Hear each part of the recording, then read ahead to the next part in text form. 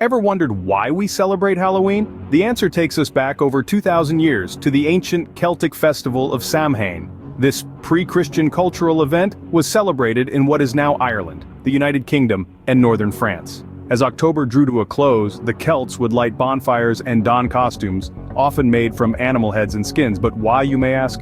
Well, the Celts believed that on the night of October 31st, the boundary between the worlds of the living and the dead became blurred.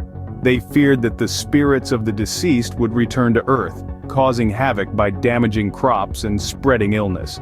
So, to ward off these potential ghostly visitors, they would make their homes as unwelcoming as possible, extinguishing their hearth fires and dressing up in scary costumes to mimic or appease the spirits.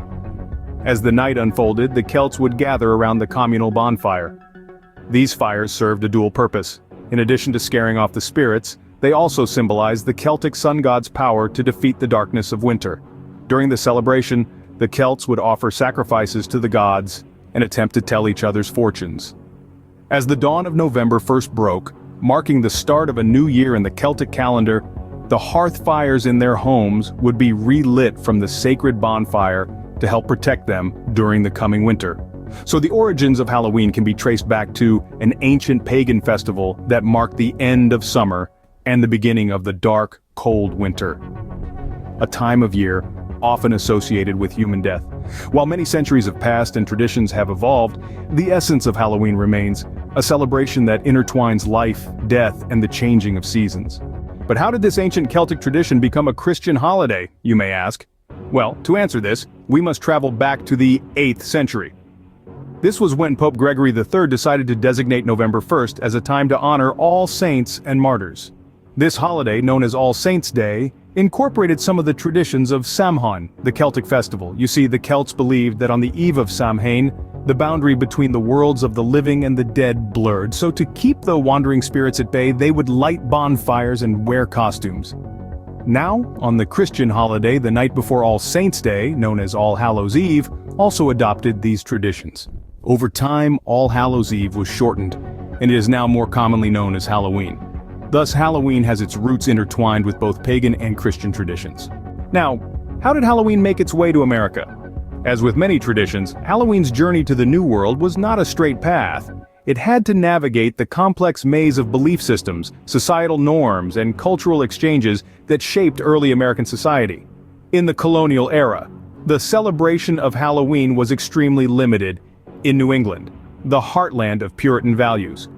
The rigid Protestant belief systems there viewed Halloween with suspicion, associating it with superstition and paganism.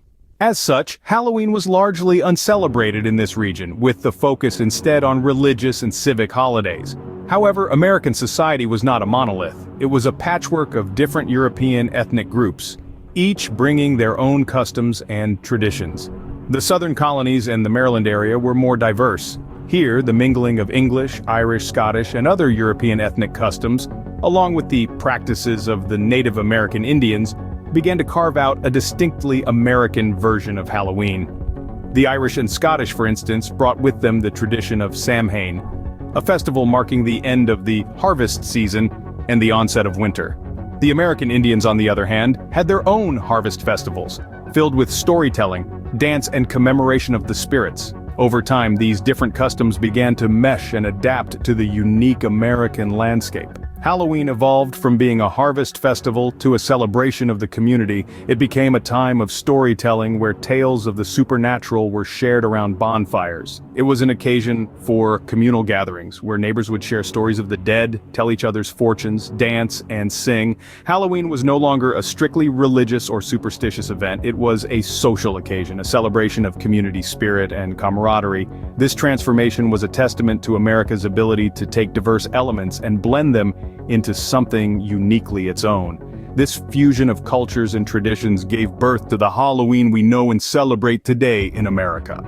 But what about the Halloween traditions we know and love today, like trick-or-treating and jack-o'-lanterns? Let's take a trip back in time to unravel the roots of these customs. The tradition of souling and guising, hailing from Europe, paved the way for what we now call trick-or-treating. Souling was a medieval Christian precursor to trick-or-treating, in which the poor would go door to door on Hallowmas, November 1st, offering prayers for the dead in exchange for soul cakes. This practice was later transformed into guising, where children would dress in costumes and accept offerings from various households.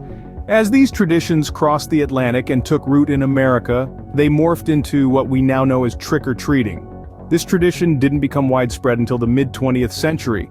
By going door-to-door in costumes, children would ask for treats, and the trick part of the equation served as a playful threat to perform mischief on homeowners or their property if no treat was given.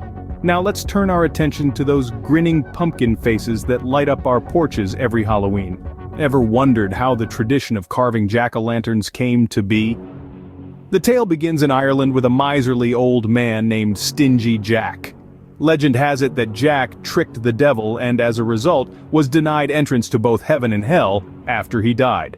Doomed to wander the earth, Jack carved out a turnip, placed a lump of burning coal inside it, and used it as a lantern.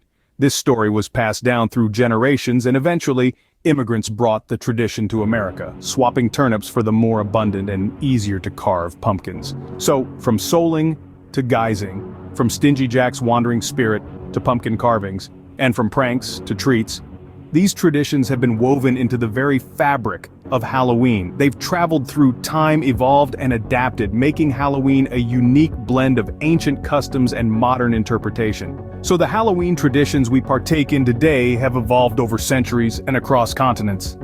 In the 21st century, Halloween has become a major commercial holiday in America. But how did this happen? As we delve into the 20th century, we see a shift in Halloween traditions. The homemade costumes and home-baked treats gave way to the convenience of store-bought costumes and candies. The post-war economic boom of the 1950s saw the rise of commercial enterprises capitalizing on the Halloween festivities. Costume shops began popping up, offering a variety of disguises for children and adults alike. Candy companies also recognized the opportunity, marketing their sweets as the perfect Halloween treat. But the commercialization of Halloween didn't stop there. It continued to evolve into the 21st century, with the holiday becoming an extravagant affair. Houses are now decorated with elaborate displays that would put some Christmas decorations to shame. Pumpkin patches and haunted houses have turned into ticketed events, bringing in additional revenue. And let's not forget the rise of Halloween-themed movies and TV specials, further driving consumer spending. Today, Halloween stands as the second largest commercial holiday in America, trailing only behind Christmas. It's a time when consumers are willing to open their wallets and partake in the spooky festivities. The National Retail Federation reports that Americans spend over $9 billion annually on Halloween. That's billion with a B. This figure includes costumes, decorations, candy, and activities like haunted houses and parties. But it's not just about the money. The commercialization of Halloween has also brought about a sense of community. Neighbors come together to decorate their houses, children go door-to-door trick-or-treating, and adults attend Halloween parties. It's a time for fun, frights, and community bonding. And so the transformation is complete. Halloween, once a solemn pagan ceremony, has transformed into a fun, family-friendly celebration that also drives a major part of the American economy. It's a testament to the adaptability of traditions and how they can evolve to fit the changing time. So, to recap the journey of Halloween through the ages, our tale begins with the ancient Celtic festival of Samhain, a celebration marking the end of harvest season and the onset of the dark winter.